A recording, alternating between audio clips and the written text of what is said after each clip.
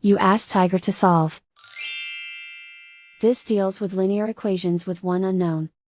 The final result is x equals 48/5. Let's solve it step by step.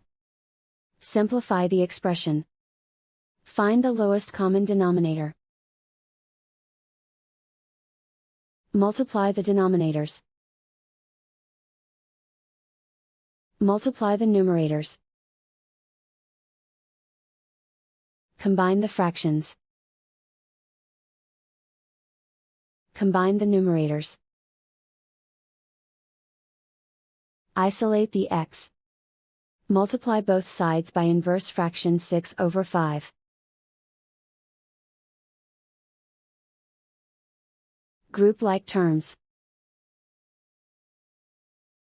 Multiply the coefficients. Simplify the fraction. Multiply the fractions. Simplify the arithmetic. And so the final result is x equals 48/5.